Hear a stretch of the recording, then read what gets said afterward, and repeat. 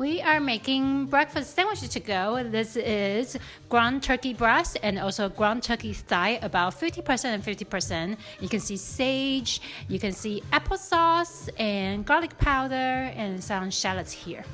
So for 1 pound of ground turkey, breast mixed dark meat, I use about 2 tablespoons of cassava flour. There's also another different quantity I wrote on the website for if you use almond flour. All ground meat sometimes comes in a slightly different moisture content, and maybe your ratio is different from mine, but a good rule of thumb is, you want to just have enough flour that helps you to form the patty shape, but not too much.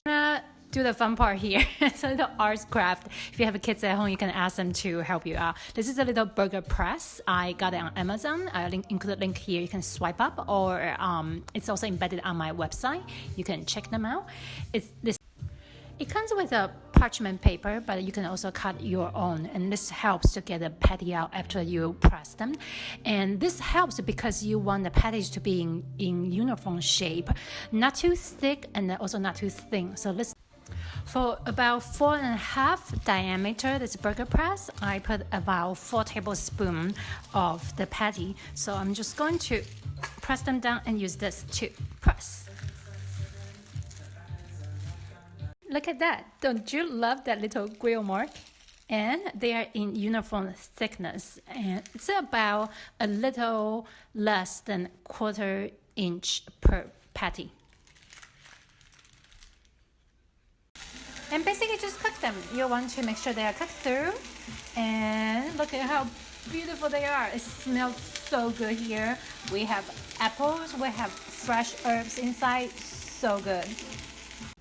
Look how good do they look. Simply amazing.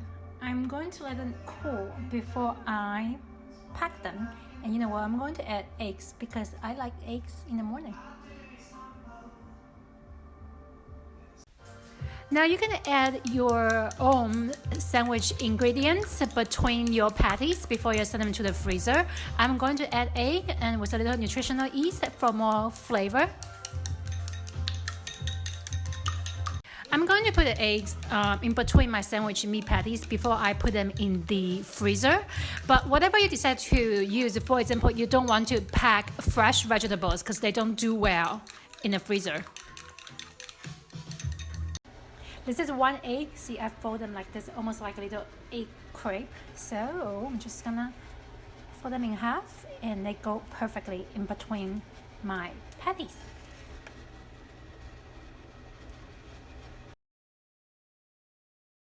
Now we're going to wrap them. So once they're cool, I stuff an egg in the middle. If you don't want the eggs, you can switch to something else. Whatever you decide to wrap, just make sure when you reheat them, they won't turn watery.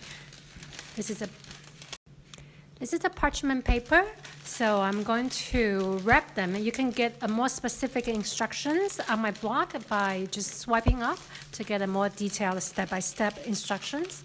So I'm just going to fold them down. So after I have folded them down, I am going to close the loop end by tackling one end of the corner. So you try to make a triangle shape. It's not gonna be perfect. Just tackle them in, but no problem because this is a round shaped patty. And just tackle the other side and in. Same thing for this side. And then you have a perfect. You can absolutely double the parchment layer paper to have extra protection. When you slice them open, you can actually hold them just like a deli sandwich. It's perfect. Now I'm going to wrap them using beeswax food wrap paper. I use the beeswax food wrap paper first to replace aluminum foil if you are not comfortable using that. And also this is also more environmentally friendly because you can reuse them and also rewash them. Now this company has told me that their paper is meant to store food in the fridge, but we can absolutely use that for meal prep as well and then put them in the freezer, but just try to take the paper out within 1 month. And since I made a bunch of them, and it's the make ahead breakfast sandwich, so I'm going to store them in a freezer-friendly Ziploc bag and store them in my freezer. So during the work week, I can just defrost, stuff in more veggies, and my breakfast is ready. I know there are many ways out there, products that you can wrap your sandwich. They are all freezer friendly, so I'm not saying you have to do it this way in order to make the recipe. I'm just providing an alternative if you are interested. Right now, guys, we're going to reheat my sandwich. This has been in our freezer for about a week. So when you reheat them, you have to remove the abigo paper because you cannot use heat. So it's looking good, completely solid. There's an egg in the middle, and let's heat them up. Now this is one example how I would serve them. After you reheat the patties and the eggs, I add fresh leafy greens, avocado. You can also add guacamole if you have, and tomatoes, and eat them. Delicious.